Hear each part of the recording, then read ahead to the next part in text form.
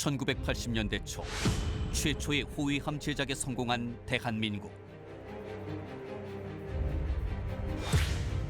하지만 어렵게 개발한 호위함을 양산하는 대신 곧바로 초계함 제작에 돌입한다. 그 결과 탄생한 최초의 국산 초계함이 바로 동해급과 포항급 초계함이다. 전장 78.5m, 폭 10m, 만재 배수량 1,050톤으로 총 4척이 양산된 동해급. 그에 반해 비슷한 재원을 가진 포항급은 기본 설계도 없이 제작돼 모두 24척이 양산됐다. 울산함 건조 후 먼저 제작된 동해급이 아닌 포항급을 울산함의 축소형이라 부르는 이유는 무엇일까?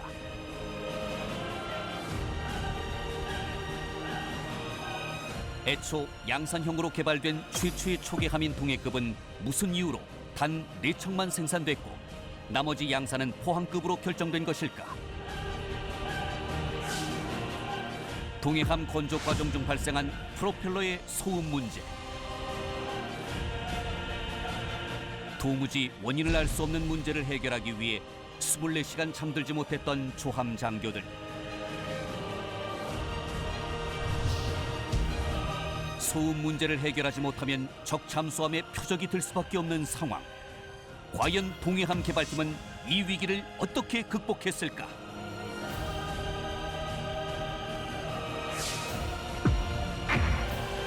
초계함 설계와 건조의 주역들이 30여 년 만에 최초로 밝히는 동해급과 포항급 탄생의 숨겨진 이야기를 들어보자.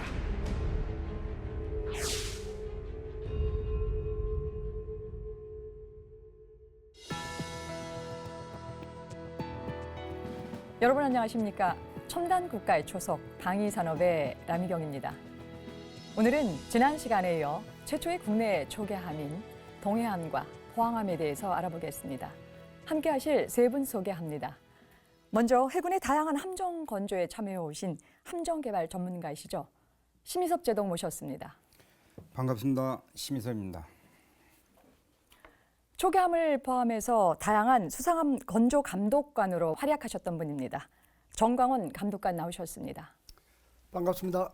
정광원입니다. 마지막으로 초계함의 설계와 건조에 직접 참여하신 분입니다. 홍영우 감독관 함께 하시겠습니다. 안녕하십니까. 홍영우입니다. 네, 오늘 함께 해주셔서 고맙습니다. 이제 지난 시간에 오늘 이제 본격적으로 동해함 개발 건조사에 대해서 좀 알아봐야 될 것 같은데요. 홍영우 감독관님, 네. 이 동해함 초기 설계에는요 주 추진 체계가요 이 디젤 4기로 구성된 코데드 체계로 이제 구성이 되어 있었었는데 실제로 건조 과정 보니까 이 가스터빈 1개와 또 디젤 엔진 2개 복합 체계로 이렇게 바뀌었더라고요. 네. 그래서 우선 이 두 체계의 차이가 제일 큰 차이가 어떤 것인지 또 왜 이렇게 중간에 변경이 됐는지 궁금합니다. 예, 이게 용어가 좀 복잡합니다만은 코다드는 콤바인드 디젤 앤드 디젤의 약자입니다. 그다음에 코도그는 콤바인드 디젤 오와 가스터빈의 약자입니다. 즉 앤드와 오와의 개념이 일단 틀리고요. 일단 둘 다 복합 추진 체계인데 이 코데드 시스템은 그 동해함에 적용된 거는 디젤 2대의 프로펠러 한 개씩 해서 프로펠러가 2개가 있습니다. 그러니까 2축이라고 그러죠. 예. 그렇게 이제 구성이 되는 거고, 그다음에 이 최종적으로 결정된 코 도구는 가스터빈 1개에 디젤 엔진 2개가 있어서 이 가스터빈이 이 디젤 엔진에 같이 묶여서 있습니다. 기어박스를 통해서. 그래서 그 상당히 좀 복잡한 이제 그 추진 체계가 되겠습니다.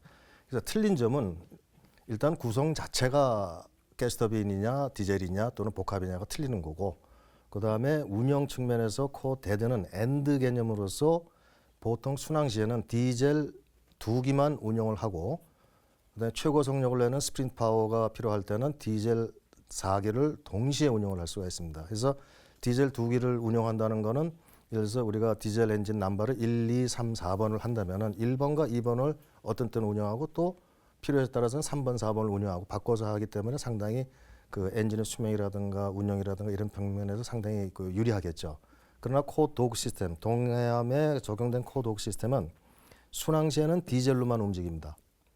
그러나 이제 그 최고 속력이 필요로 그때는 디젤 엔진은 빼고 가스터빈만으로 움직입니다. 즉 5화 개념입니다. 그런데 가스터빈이 하나다 보니까 그 부분에 상당히 좀 힘든 부분들은 뭐 나중에 없지 않아 있었지만은 그런 식으로 이제 차이가 있습니다. 더불어서 여기서 잠깐 부연해서 말씀드리면은 울산항 같은 경우는 같은 코도구인데 거기는 가스터빈 한 대에 디젤 엔진이 하나가 같이 물려 있습니다. 그러니까 오히려 편안하죠. 즉 기어박스 쪽을 보면 굉장히 편안한 입장이죠.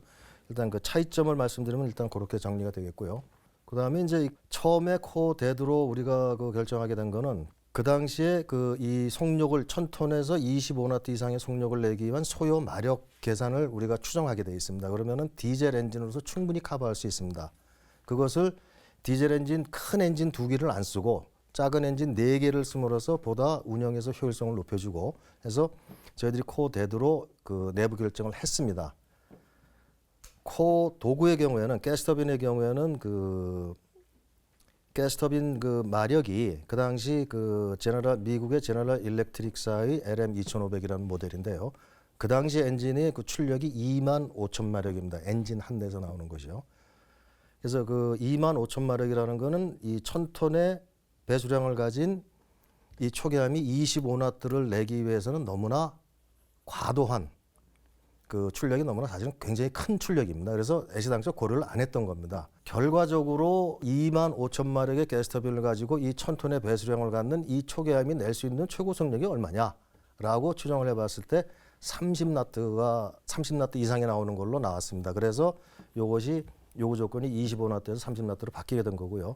실제 시운전 단계에서는 31.2나트인가 하여튼 31나트 이상이 나왔습니다. 그래서 성공적으로 나오게 된 거죠. 그래서 어찌됐든 간에 고속화하는 데는 성공은 했습니다. 예. 근데 그 당시 이제 동해함은요, 당시 이제 해군에서 운영했던 이제 PC급 이 선형을 그 초계함의 선형을 이제 많이 그 인용했다고 하는데요.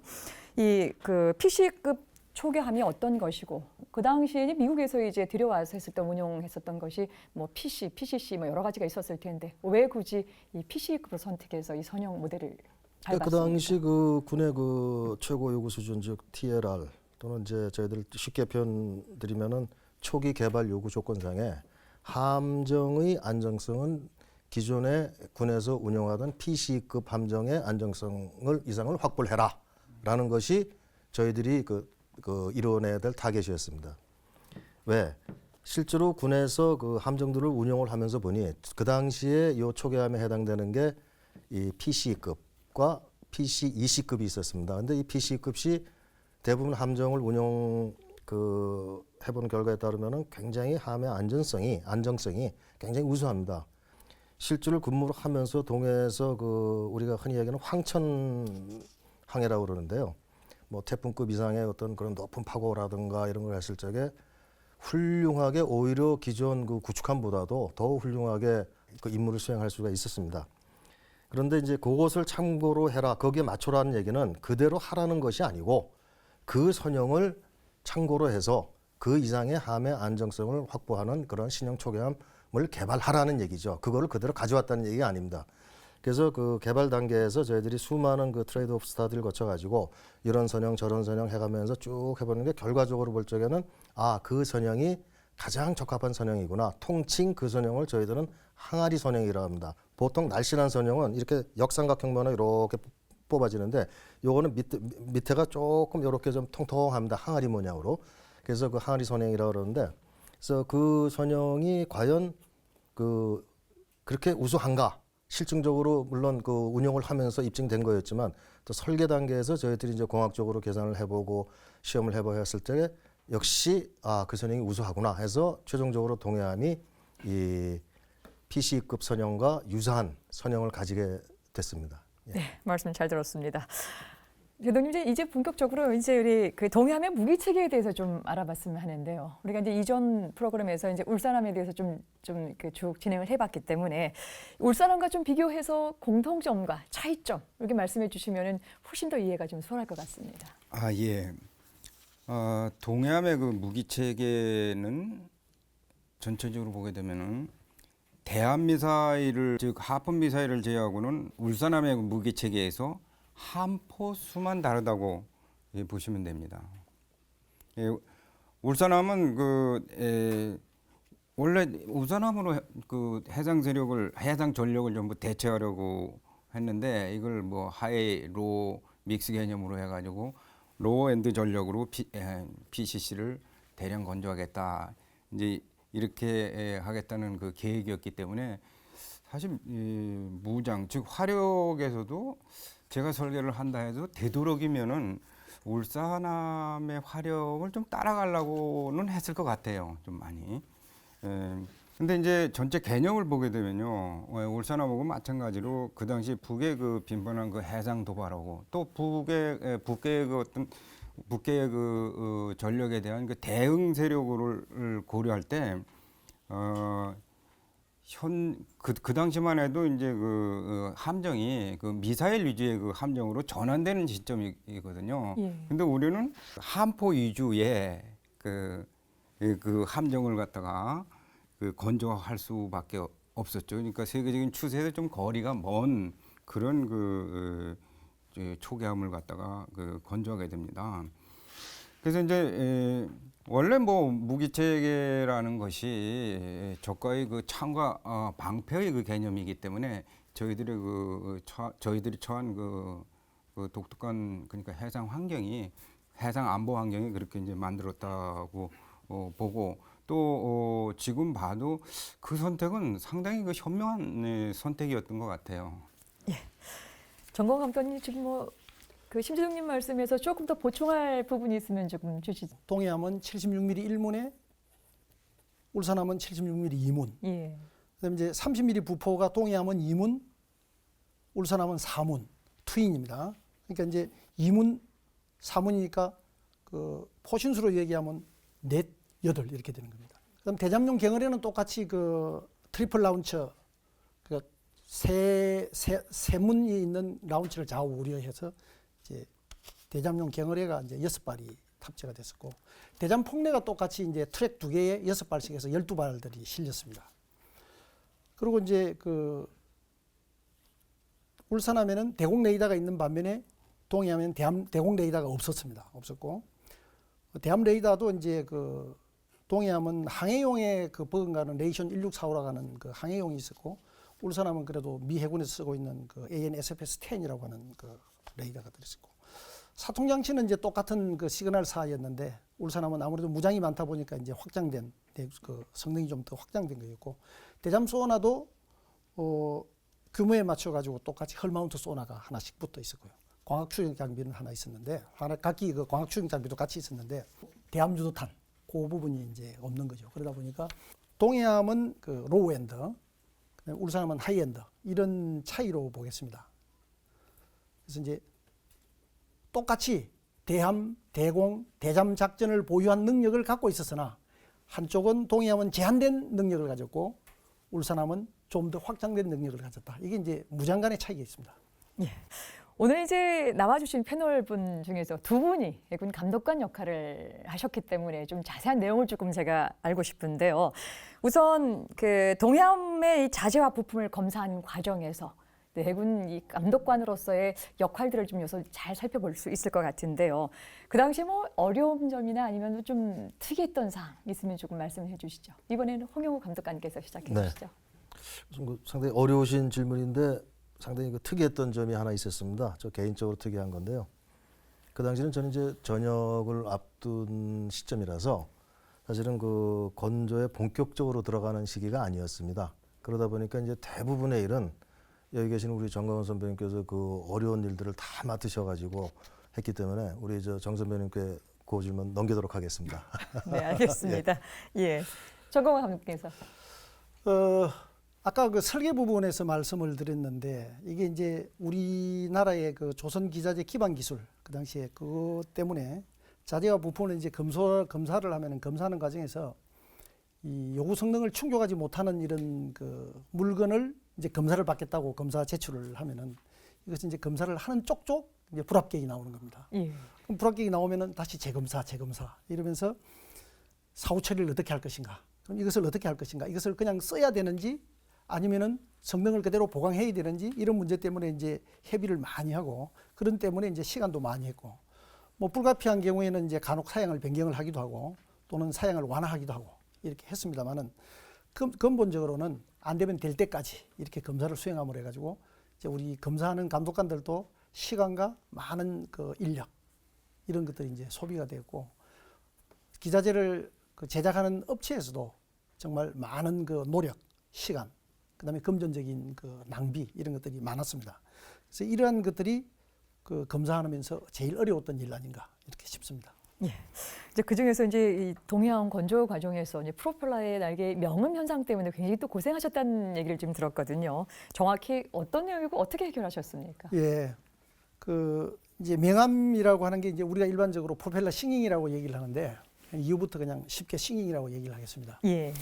요걸 이제 결론부터 얘기한다면은 이 문제를 해결하는데 기술적인 사항보다는 사실 위 사람들에게 설명하고 설득하고 그다음 그것을 위한 다른 후속 조치를 위해서 시간을 뽑는 이런 것들이 더 어려웠습니다. 더 어렵고 프로펠러 싱잉이라고 하면은 이제 프로펠러가 회전을 할 때 상대 운동으로 얘기를 합니다. 프로펠러가 가만히 있다고 생각하면 물이 이제 프로펠러를 도는 거죠. 상대 운동으로. 그러면 이제 앞날에서부터 들어와가지고 뒷날로 흘러가면서 뒷날의 끄트머리에서 이 물이 어떤 와류나 이런 것을 일으킴으로 해가지고 이 프로펠러 날개가 떨면서 물을 치면서 나는 소리를 우리가 싱잉이라고 얘기를 합니다. 예. 그게 이제 동해암을 인수를 시켜가지고 세월이 지나가지고 이제 1년이 거의 다 돼가면서 보정 수리를 끝내고 난 다음에 이제 배가 진해로 다시 이제 귀향을 하는데 기관장한테서 전화가 왔습니다. 선배님 지금 진해로 오는 중에 한미 쪽에 가니 RPM 110에서 140 사이에 이상한 소리가 납니다. 이게 도대체 뭔지 모르겠습니다. 그러길래 알았다 하고서 이제 그 다음날 노공기를 지참을 하고 진해로 가가지고 야 시운전하자 해가지고 그 RPM에 돌려보니까 이상한 소리가 나는 겁니다. 이제 소리 녹음한 걸 가지고 와가지고 그 우리 많이 지금 언급이 많이 됐던 그 실장님한테 보고를 드렸죠. 동해암에 이런 현상이 일어났습니다. 아마 프로펠러 싱잉 같습니다. 녹음 자료를 감회와 제작사에 보내서 분석을 하고 그 프로펠러를 수정하는 방향으로 일을 추진하겠습니다. 했더니 첫 말씀이 요즘 시체말로 하면 니들이 개맛을 알아? 이런 얘기입니다. 이놈들이 말이야 페어워드 캡을 잘못 설계해놔놓고 프로펠러 싱잉을 언제 들어봤어? 프로펠러 싱잉 한 번도 들어본 적 없습니다. 책에서만 봤습니다. 알지도 못하면서 그런 얘기를 하느냐 그러면서 당장 페어워드 캡 재설계하고 배에 불러서 도크에 올려서 페어워드 캡 가라. 이게 이제 일성입니다.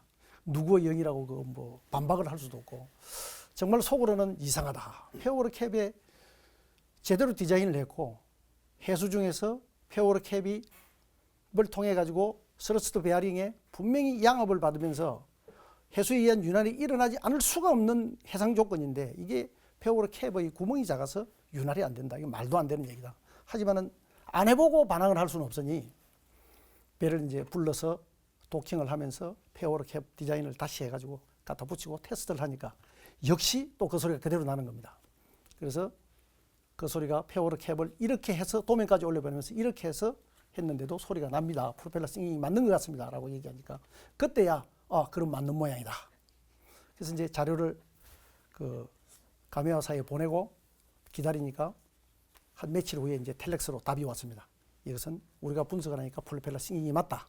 수정하는 방법은 그 뒷날 쪽에 엣지를 프레퍼레이션을 하는 것인데 우리가 기술자를 보내면서 그에 맞는 툴들을 다 해서 보낼 테니 미안하지만 너들은 그 배를 작전에서 빼는 일, 그 다음에 그곳을 상가해서 작업장을 만들어주는 것이 너희들이 할 일이니 좀 해달라. 그 이후에 또 이제 문제가 되는 겁니다.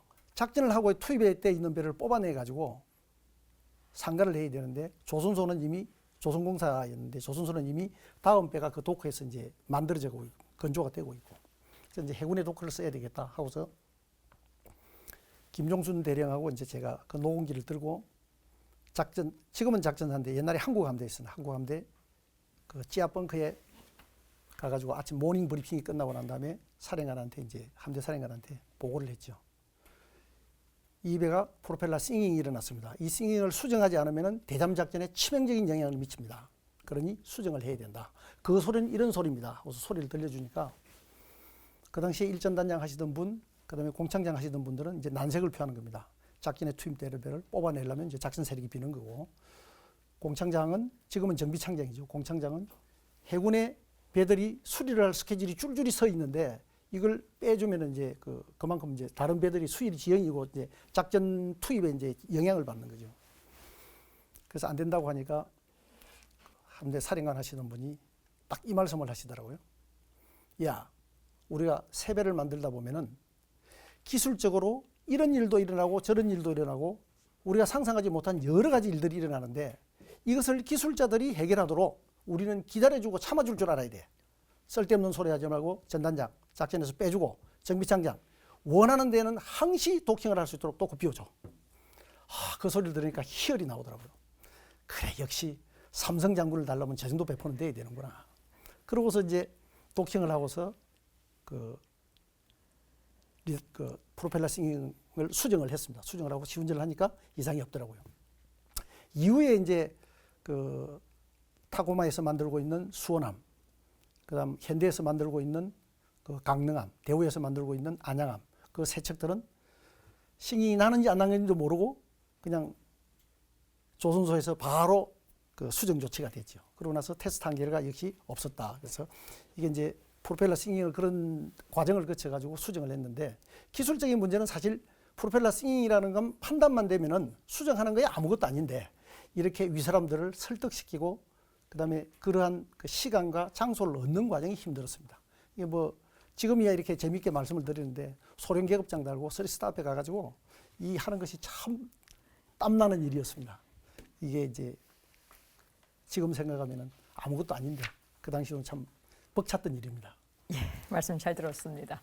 매번 확인하는 과정입니다만은 이 국내에서 이제 무기 개발하는 과정에서 또 거기 나올 수 있는 여러 가지 결함들도 고쳐 나가는 과정에서 제일 중요한 것이 정책 결정자의 의지가 얼마만큼 또 다 있느냐라고 하는 부분들이 수월하게 가기도 하고 또 어느 경우도 굉장히 막히는 것 같습니다. 말씀 잘 들었습니다. 여러분께서는 지금 첨단 국가의 초석 방위 산업을 시청하고 계십니다.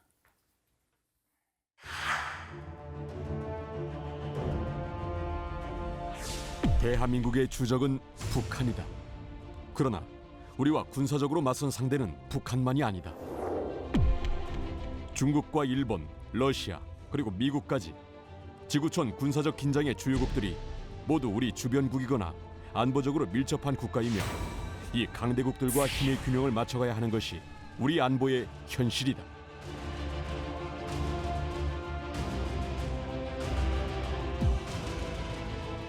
이러한 환경상 우리 군에게 늘 강조되는 것이 바로 초계 임무다. 초계란 적의 습격에 대비 함선이나 비행기를 배치해 펼치는 경계 작전을 말한다. 지금 이 순간에도 지구촌 곳곳에서는 서로를 경계하는 초계 작전이 진행 중이며 수많은 초계기와 초계함이 평화와 전쟁 사이에서 일촉즉발의 경계를 넘나들고 있다. 초계함의 가장 큰 역할은 정찰이다. 다른 함선들의 눈이 되어 적의 공격을 사전에 발견하고 차단하는 것이다.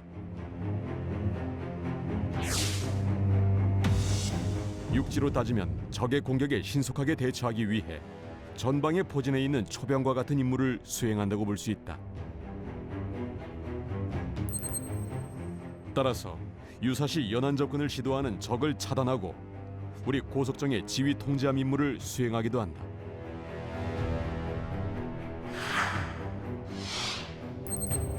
또한 전략적 요구에 따라 수상전, 대잠전, 호송작전, 상륙전 등을 지원하기도 한다.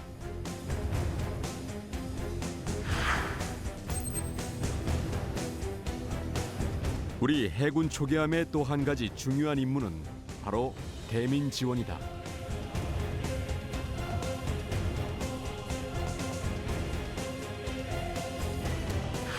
상시적인 어선 보호 작전은 물론 적에게 납북되는 어선을 구출하는 등 신속한 작전으로 해상에서 우리 국민의 생명과 재산을 보호하고 있다.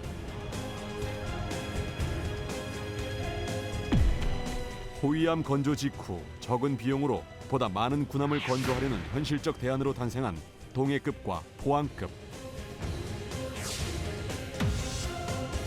지난 30여 년간 우리 연안을 든든히 지키며 최초의 국산 초계함으로써 그 역할을 충실히 수행해오고 있다. 네, VCR 영상 잘 봤습니다. 첨단 국가의 초석, 방위산업. 오늘은 최초의 국산 초계함에 대해서 알아보고 있습니다. 정광훈 감독관님, 동해함 개발 과정에서 추진 장치는 별 문제가 없었습니까? 시운전 과정에서 정말 장비 제작을 한 엔지니어도 모르고 고생을 한 사항이 하나 있는데 소개를 예. 드리면은 이 시스템이 그 코도그 시스템이라고 말씀을 드렸는데 가스터빈이 설치되어 있는데 가스터빈을 이제 그 시험하는 중에 여러 가지 성능과 기능 테스트를 하는 중에 그 로컬에서 스타팅을 하는 그런 그 시험이 있습니다. 이게 이제 왜 로컬에서 스타팅을 하나 하면 가스터빈은 원래 PCC, 그러니까 PCC 여기서 이제 말하는 우리 그 PCC가 아니고 프로펄션 컨트롤 콘솔에서 원격으로 자동으로 다 스타팅을 하도록 되어 있습니다. 스타트 보단 하나만 누르면 전체적인 시퀀스가 다 이루어지도록 되어 있는데 그렇더라도 전시나 어떤 긴급 상황에서 전력 손실이 온다거나 또는 기계적인 결함이 있어가지고 가스터빈을 스타팅을 해서 사용해야 될 경우에 가스터빈 바로 옆에서 로컬에서 이제 스타팅을 하도록 되어 있는데 이 시험을 하는 과정에서 가스터빈 로컬 스타팅이 안 되는 겁니다. 당시 그 전체적인 그 주추진 시스템 인테그레이션을 책임진 독일의 모 회사, 그 다음에 PCC를 설계한 영국의 모 회사, 가스터빈을 만든 미국의 모 회사, 그 다음 그 가스터빈을 컨트롤하는 시스템을 만든 미국의 모 전기회사, 이 엔지니어들이 다 와서 있었는데 이 원인을 못 찾는 겁니다. 물어봐도 이유도 모르고. 그러면서 이제 인수자는 이게 안 되면 인수 시운전을 못 하겠다라고 이제 손 틀고 올라가 버리고, 답답하게 생긴 것은 이제 이 당시에 전기를 담당했던 그 고모 소령하고 그다음 이제 그 추진 보기 전체를 담당했던 이제 정모 소령이 이제 저였습니다. 두 사람이 이제 속이 탄 거죠. 속이 타가지고 저녁에 다 퇴근하고 난 다음에 매뉴얼이라는 테크니컬 매뉴얼이라는 매뉴얼을 다 끄대놔 놓고 이제 훑기 시작했습니다. 훑다가 12시, 밤 12시 정도 됐는데 매뉴얼을 찾아보니까 로컬 컨트롤 콘솔에서 이머전시 스타팅을 할 때는 스타트 보단을 누르기 전에 반드시 그 리세트, 가스터빈 스타트 리세트 보단을 3 마이크로 세컨드 이상을 접촉을 시켜줘야 시퀀스가 이루어진다라는 작은 글자가 보이는 겁니다. 이게 맞는 모양이다. 우리 갑시다. 가서 일단 땀에 젖은 옷부터 갈아입고 다시 합시다 해서 이제 집으로 가가지고 옷을 갈아입고 새벽에 다시 들어왔지요. 들어와가지고 두 사람이 이제 배 기관실에 들어가가지고 우선 이제 호줄부터 만하게 대비해서 이제 한 가닥씩으로 되어 있는 호줄을 다 두 가닥씩으로 내고, 그리고 이제 두 사람이 이제 기관실 추진 체계 전체를 살린 겁니다. 평소에 운행할 때는 이제 한 10대 명이 들어가서 하는데 겁도 없이 두 사람이 시스템을 살렸죠. 냉각 시스템 살리고 보기 시스템 살리고 발전기 돌려가지고 육상의 전기로 연결되어 있는 걸 다 함전으로 바꾸고 시스템을 다 살려놔 놓고서 가스터빈 앞에 탁 선 거죠. 서가지고 매뉴얼에 나와 있는 대로 리세트 보단을 탁 누르고 스타트 보단을 누르니까 아이 가스터빈이 우웅 하면서 이제 스타팅이 되는 겁니다. 스톱 다시 켜고 스톱 다시 켜고 한 4번을 하고 난 다음에 맞구나 이렇게 하고서 이제 둘이서 이제 다시 시스템을 다 이제 죽이고, 그다음에 이제 육전 체계로 만들어 가지고 호줄도 다 다시 걷어내고, 그러고 난 다음에 이제 바깥으로 나오니까 동력 하늘이 밝아오더라고요. 동력 하늘이 밝아오면서 그때 이제 조선소 현장에 일찍 출근하는 현장 요원들이 이제 출근을 하고 있더라고요. 그래서 이제 들어와 가지고 다음 날 이제 시운전이 무사히 이루어졌는데, 지금 생각해 보면 참 무모한 짓이죠. 두 사람이 젊은 소령 두 사람이 들어가 가지고 그 시스템을 그렇게 테스트해 본다는 게 참 무모한 짓이었고, 가끔은 이렇게 자문을 해봅니다. 요즘 저런 일이 생기면은 29살 젊은 사람들이 과연 저렇게 할 것인가, 좀 인상 깊었던 일입니다. 예. 지금 이제 그 정광훈 감독관께서는 무모한 일이었다라고 말씀하시면 결국 그것이 지금 오늘날의 이제 해군 함정에 또 토대를 마련할 수 있는 또 온갖 매뉴얼을 찾고 또 온갖 또 실험을 해보는 이런 것 그런 정신들이 있었기에 지금 가능한 일이 아니었나 생각이 드는데요. 또 계속해서 역시 이제 추진 체계 문제인데요. 그렇게 이제 하나하나 이제 고쳐가는 과정일 텐데 이 동해함이 오른쪽이나 왼쪽으로 선회할 때 이 프로펠러에 과부하가 생겨가지고 또 문제가 있었다고 하는데 어떤 문제였고 어떻게 해결했습니까? 예. 요건 이제 결론적으로 말씀을 드리면 이제 프로그램을 바꿨습니다. 프로그램을 바꿨는데 풀 스피드로 달리면서 라다를 풀로 사용하게 되면은 인보드 쪽 우리가 이제 배가 좌현으로 선회하면은 좌측을 인보드라 그러고 우측을 아웃보드라 그러고 오른쪽으로 우측으로 선회하면 이제 우측의 인보드가 되고 이제 좌측이 인보드라고 우리가 통상 아웃보드라고 통상 이렇게 얘기를 하는데 어느 쪽으로 회전을 하면은 인보드 샤프트에 오버로드가 걸리는 겁니다. 왜 오버로드가 걸리냐면 자동차를 보면은 자동차가 우리가 그 좌회전이나 우회전을 하게 되면은 예를 들어서 좌회전을 한다 그러면은 왼쪽 바퀴가 굴러가는 거리는 짧고 오른쪽 바퀴가 굴러가는 거리는 길거든요. 그러면 그걸 그냥 엔진의 스피드대로 그대로 둔다 그러면 오른쪽 바퀴는 끌리는 겁니다. 그래서 그걸 이제 막아주기 위해 가지고 보상하기 위해 가지고 차동 시스템이 들어가 가지고 아웃보드 바퀴가 또 빨리 돌게 이렇게 디자인이 되어 있는데 이 배는 마찬가지로 왼쪽으로 좌회전으로 선회를 한다고 하면 오른쪽 프로펠러에 로드가 적게 걸립니다. 전진 거리가 똑같은 피치를 가지고 적게 걸리니까 대신에 인보드 쪽은 로드가 많이 걸리는 겁니다. 그럼 샤프트에 오버로드가 걸리면 어떤 사태가 벌어지는데 물론 이게 이제 큰 그 단조 강으로 되어 있기 때문에 뭐 샤프트가 부러지는 건 아닌데 이 샤프트는 중간에 SKF 카플링이라고 하는 걸로 되어 있어 가지고 우리가 유압으로 그 두 개를 샤프트가 여러 토막으로 있는 것을 이제 연결시켰는데 그 연결시키는 부분이 SKF 카플링으로 되어 있어 가지고 유압으로 팽창을 시켜 가지고 샤프트를 양쪽으로 끼워 엮고 유압을 뽑아버리니까 오므러듭니다. 그래서 이제 이게 연결되는 건데 요게 이제 그 스립이 생길 수 있는 거죠. 오버로드가 걸리면. 그래서 이제 그 프로폴션 컨트롤을 인테그레이션 하는 회사로 하여금 이런 문제가 있으니 이것을 수정해내라. 그럼 수정이 안 된다. 그건 돈이 들기 때문에 못하겠다. 이런 문제가 생겨서 그래서 이제 원인을 알고 해결 방법이 나왔으니까 사실은 디자인만 해가지고 카드만 바꿔 끼우면 되는 겁니다. 근데 끝까지 못하겠다 하길래 이제 그 최종적인 이제 강수가 뭐였냐면 대금 지불을 보류했죠. 그 잔금을 받아가려 그러면은 감독관이 내가 서명을 해서 공사가 완료되어야 합니다 하고 서명을 해줘야 되는데 서명을 안 한 거죠. 안 했더니만은 한 2주일이 지나고 나니까 그 당시에 독일의 그 미스터 군츠라는 아저씨가 황소 같은 눈물을 흘리면서 하겠다는 고쳐주겠다는 그 레터를 써줄 테니 지급해달라. 그래가지고 이제 그럼 언제까지 해라 하고서 지급했던 그러면서 이제 그때까지 고쳐낸 그런 그 스토리가 있었습니다. 이것도 마찬가지로 우리가 감독관을 하면서 발견해내고 그다음에 문제를 해결했던 그런 일들이었습니다. 뭐 어려운 과정이긴 했습니다만 결국 해결해 나가는 그런 모습에서 또 오늘 이후에 또 후배들도 그런 모습 보면서 많이 어떤 교훈을 좀 얻을 거라 생각을 합니다. 동해안 건조 과정 중에서 이것 말고도 뭐 혹시 또 더 기억할 만한 어려운 점이나 이런 게 있으면 좀 말씀해 주시는데 이번에는 홍영욱 감독님 뭐 더 말씀하실 게 있으신가요? 어떠신가요? 저는 그 좀 전에 우리 정광훈 선배께서 말씀하신 그 가스터빈 로컬 컨트롤 문제하고 요 인보드 쪽에 지금 오버로드로 그 걸리는 문제를 그래서 제가 개인적으로 굉장히 죄송스럽게 생각합니다. 왜냐하면은 이것이 이제 아까 일전에 말씀드린 그 추진 체계가 코어 데드에서 코어 도구 시스템으로 바뀌면서 일어나게 된 결과 중에 하나라고 이렇게 말씀드릴 수가 있고요.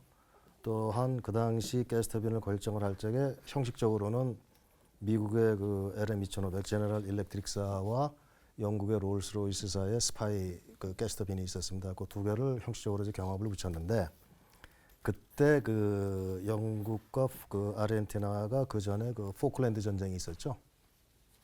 그래서 포클랜드 전쟁에서 그 영국의 구축함이 아르헨티나 공군에서 쏜 그 공대함 엑소젯 미사일에 그 피격을 받아가지고 결국은 그 자기들이 자체적으로 수장을 시킬 수밖에 없었는데 최후까지 물이 차오르는 상황에서도 가스터빈은 계속 컨트롤을 하면서 살릴 수가 있었던 겁니다. 즉 로컬에서.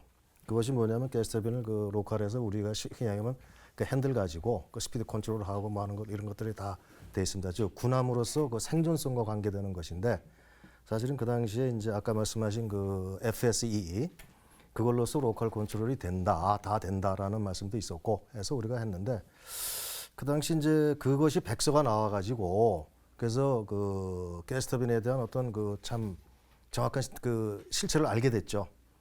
그래서 일본 같은 경우는 해상자위대는 그때 그 제가 알기로는 제너럴 일렉트릭 쪽으로 국산화 쪽으로 가려다가 그 백서 이후에 롤스로이스 가스터빈을 갔습니다. 그래서 지금 그 일본 해상자에 대해서 지금 그 건조되는 모든 함정의 가스터빈은 롤스로이스 그 자기들이 면허 생산한 그걸로 돼 있고 그럼 저희들은 왜 못했냐? 형식적인 이유는 그 롤스로이스 그 당시 가스터빈 그 모델 네임이 스파이 엔진인데 마력이 그 LM 요 제너럴 일렉트릭스하고보다 조금 찍었습니다. 한 2만 3천 마력밖에 안 나옵니다. 이건 2만 5천 마력이고 그런데 2만 3천 마력까지 하려니까 또 우리가 그 속력을 그것도 맞추기가 또 힘들어지고 그래서 그런 논리에 따라서 이제 어쩔 수 없이 우리가 그 제너럴 일렉트릭스와 그 가스터빈을 어떻게 보면은 그러한 그 약점을 조금 알았지만 그래도 되지 않겠느냐라는 가정하에 했는데 결과적으로는 우리 정광훈 감독께서 고생을 많이 하셨습니다. 그래서 그 이유는 다 풀린 걸로 돼 있으니까 그 뭐 괜찮죠.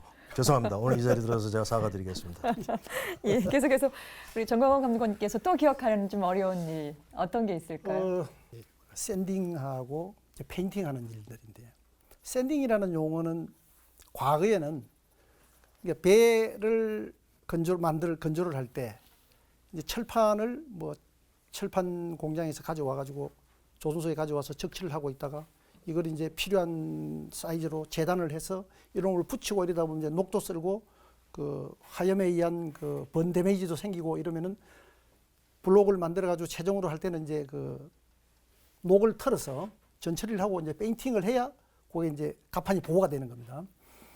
그런데 요즘은 이제 물론 그렇지 않습니다. 요즘은 그 샌딩 공장이라고 해서 밀폐된 공장에 항원 항섭으로 하면서 뭐 언제든지 밤낮 주야 없이 비 오는 날이나 뭐 맑은 날이나 상관없이 이제 샌딩을 하고 공장 내부에서 페인팅을 하고 있고 그다음에 이제 샌딩이라고 하는 것도 모래를 하지 않고 요즘은 뭐 볼이나 스틸 볼이나 뭐 카파 스러그 이런 걸로 하니까 이제 환경오염 문제 때문에 다 해결하는데 이 당시에는 그런 것을 사용하지 않고 샌드 강변에 있는 모래를 가지고 고압 공기로 이제 함께 불어넣으면서 녹을 떨었습니다.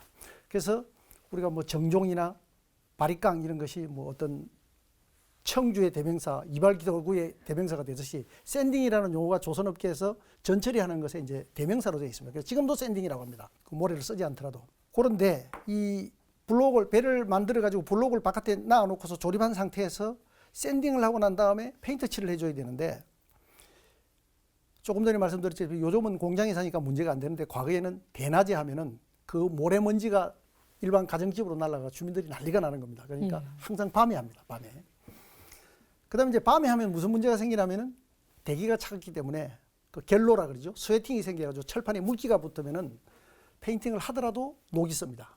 그러니까 이제 어떻게 해야 되냐면 샌딩이 끝나자마자 바로 페인팅에 들어가야 되니까 이제 젊은 감독관들이 저는 이제 끌빨 있다고 안 그러고 소위 중이 뭐 이런 사람들 매트를 가지고 샌딩 작업을 하는 옆에서 잡니다. 자고 있다가 감독관님 여기 샌딩 끝났습니다라고 하면은 가서 후레쉬 들고 검사해주고 오케이 페인트 칠하세요. 그리고 또 자고 있다가 또 옆격실 하고 나면 또 페인트 칠을 해주고 이런 것들이 이제 그 후배들이 많이 고생한 것으로 이제 보고 있는 저로서도 가슴 아팠던 일이고요.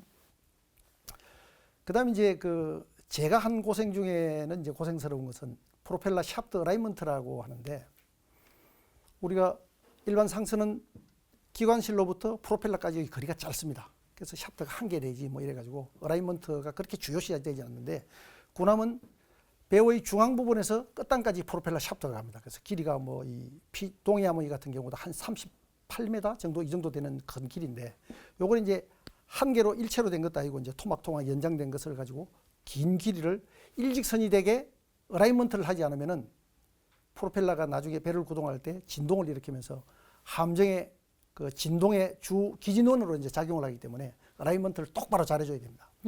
근데 이 어라이먼트를 언제 해야 되나 하면은 주간에는 선체가 햇빛을 받습니다. 남쪽으로 동수로 서 있으면 남쪽으로 햇빛을 받으면 선체가 휘는 거죠. 열 팽창에 의해 가지고. 또 반대 방향으로 있더라도 남북으로 있더라도 서쪽에 저녁으로 질 때 해가 지면은 뭐 선체가 휘고 이렇기 때문에 그것은 선체가 열을 받아가지고 이것이 다 발산된 어느 시점이냐? 새벽 1시, 2시 이때가 좋은 거죠. 그럼 이제 집에 자다가 그 어라이먼트를 하기 위해 가지고 가는 겁니다. 가고 그다음에 또 사전 검사도 그렇게 하고 보링을 끝내고 난 다음에 사후 검사할 때도 밤에 들어가고 이렇게 해서 이제 밤으로 이렇게 다니고 했는데 마침 이게 이제 그렇게 밤에 할 수 있었던 게 1982년 1월 3일부로 전두환 대통령이 우리나라에 통금 해제를 시키주면 해가지고 야간에 통행이 가능해가지고 갈 수 있었던 걸로 지금 이렇게 기억이 나는데 어쨌거나 그런 부분들이 힘들었었습니다. 힘들었었고 요즘은 어떻게 하는지 모르겠습니다만 그랬습니다. 예, 말씀 잘 들었습니다. 근데 또 한 가지 이제 이 동해함 이제 시운전 중에요. 미국의 이제 기술진들이 그 라이프 자켓을 입고 이제 같이 앞서겠다는 얘기가 있는데 그 얘기는 어떤 얘기입니까? 미국의 기술진들이 아니고 딱 한 사람이었습니다. 예. 한 사람이었는데 찌머만이라고 아마 조상이 옛날에 뭐 방을 어떻게 방지기를 했는지 모르겠습니다만 이 사람이 이제 제너럴 일렉트릭사의 그 LM2500 그 테크랩으로 기술 지원자로 와 있었는데 첫날 시운전을 나가는데 해상 시운전을 나가는데 라이프 자켓을 안고 다니는 겁니다. 저 양반이 왜 저러지? 이튿날도 그래요. 세 번째 날 이제 물어봤습니다. 너 왜 라이프 자켓을 입고 다니냐? 들고 다니냐? 그랬더니 좁은 기관실에 들어갈 때도 들고 다니고 계속 들고 다니는 거예요. 왜 들고 다니냐 그랬더니 이 배를 믿을 수가 없다. 제대로 설계가 돼 가지고 구조 강도를 제대로 갖춘 배인지 알 수가 없다. 그래서 파도를 만나든지 바다에서 무슨 문제가 생기면 즉시 뛰어내리기 위해서 들고 다닌다는 겁니다. 아니 대한민국의 조선 기술자들을 그렇게 우습게 보지 마라. 이 배는 안전하게 만들어졌다. 그리고 설령 그런 일이 벌어진다면 니하고 같이 저선길 동반해 줄 내가 있는데 뭘 걱정하느냐. 그랬더니 그 다음 날부터는 안 가지고 다니더라고요. 그래서 이제 당시에 우리 같이 조선소 인원들하고 웃음거리가 됐던 그런 재미있는 일도 있었습니다. 네, 또 그런 일도 있었군요. 근데 이렇게 좀 어렵게 설계하고 건조한 이 동해급 조개함이요. 이제 딱 4척만 건조가 되고 이제 바로 이제 이 포항급으로 이제 전개됐거든요. 왜 동해급이 계속 양산되지 않고 이게 포항함으로 연결이 됐는지 어떤 좀 속사정이 있는지 궁금한데 이거 우리 홍영우 감독관께서 말씀해 주시죠. 네, 일전에 또 말씀드렸는데 한 가지로 요약을 하면은 결국 이제 선형 문제가 주 원인이 되지 않았나. 그러나 이제 단순하게 이 선형 문제와 더불어서 볼 적에 그 동해함의 TLR 그 최고 요구 수준 이 조건을 만족을 시키는 그 내에서 했다면은 아마 선형 문제로서 이렇게까지 발전하지는 않았을 것 같은데, 그래서 이 선형 문제로 인해서 그 당시 우리 엄재동님의 그 열정과 그 소신에 따른 그러한 결정이 아니겠는가, 그렇게 해서 바뀌게 됐고, 동해함은 초계함 신규 개발 함정이다. 울산함은 호위함으로서 신규 개발 함정이다. 그러면 포항함은 뭐냐? 그러면 제가 보는 견지에서는 포항함은 동해함의 개량형이다. 개량형인데 단지 울산함의 선형을 가지고 왔다. 자, 그랬을 적에 그러면은 이 장단점들이 있겠습니다만 거기에서 가장 부각되는 장점은 일단 선형이 날씬하기 때문에 같은 속력을 내기 위해서는 길이를 더 키울 수가 있습니다. 그거를 이제 우리 조선공학에서는 속장비라는 표현을 쓰는데 속력 대 길이에 대한 그 비율을 말씀드리는 건데, 그래서 이 동해함 선형보다 울산함 선형이 더 날씬하기 때문에 저희들이 길이를 더 키울 수 있는 그런 설계자의 입장에서 볼 때는 아주 편안한 설계를 진행할 수가 있죠. 즉 다시 말씀드리면 이제 공간 활용성이 그만큼 높아지는 겁니다.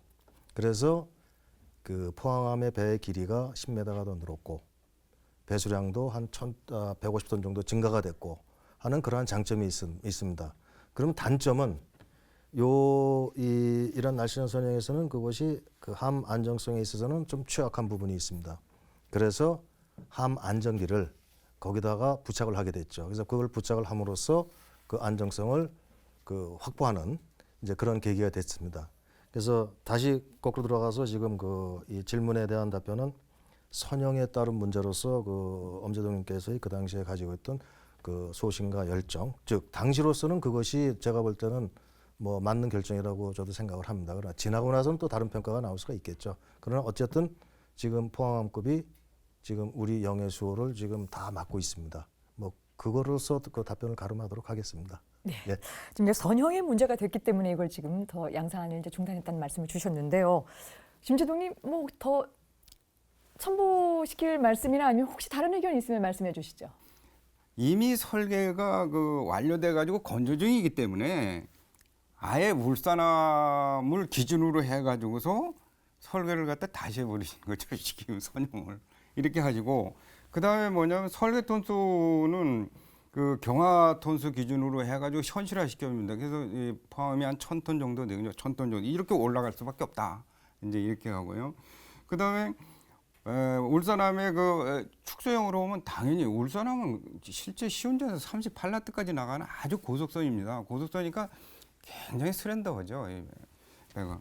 그래서 이렇게 그 이제 이런 선형으로 하게 되면은 속도 속력이 굉장히 좋아지죠.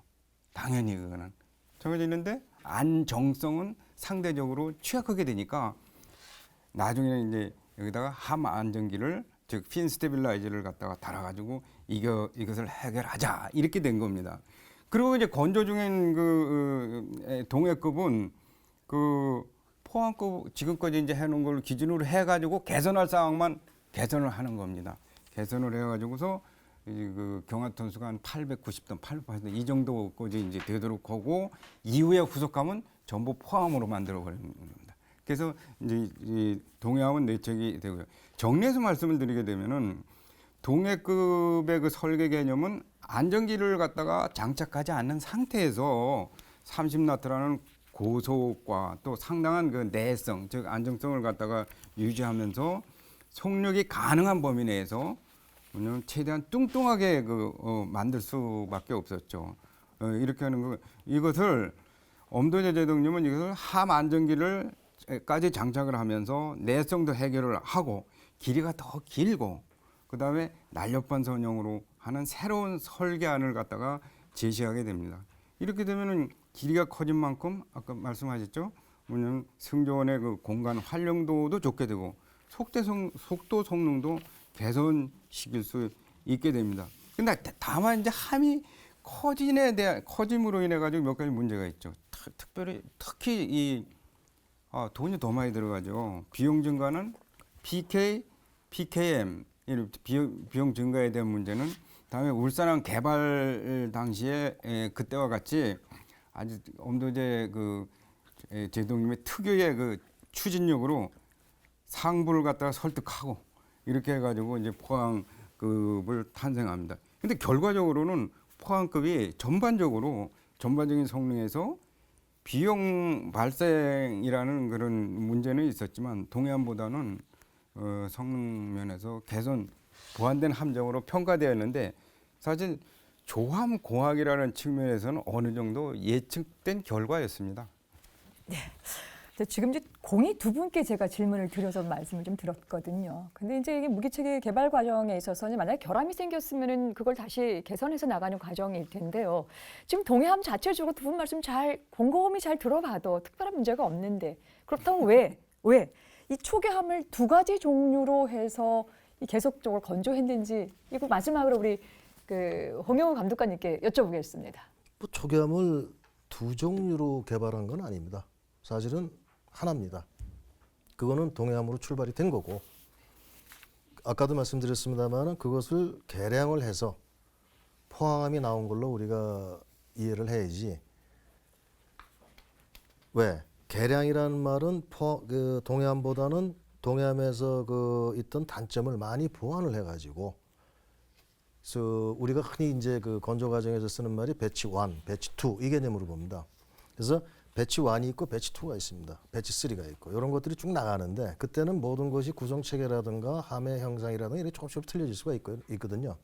근데 단지 이 동해함과 포항함은 이제 선형에서 너무 차이가 나는 겁니다. 안의 체계는 다 똑같습니다. 그래서 단지 선형에서 차이가 나다 보니까 그런 말들이 나오는데 다시 말씀드리지만 이건 하나의 개량형으로 보시고 하나로 개발된 거고 그렇게 우리가 이해를 하는 게 맞지 않나. 한 가지 더 첨언을 드린다면은 그 당시 우리가 이 초계함을 그 설계 건조할 당시에는 일반 평시에는 일어날 수 없는 일이었습니다. 이건 전시 상태에서 짓는 그러한 이 건조 상황 같았습니다. 소위 말해서 이 돌격정신 하면 된다. 왜? 자주국방 빨리 해야 되거든요. 네, 그걸로 고맙습니다. 말하겠습니다. 예. 오늘 세 분 말씀 정말 잘 들었습니다. 첨단 국가의 초석 방위산업. 오늘 준비한 것은 여기까지입니다. 다음 이 시간에는 포항함의 건조 개발사에 대해서 계속 이어가겠습니다. 안녕히 계십시오.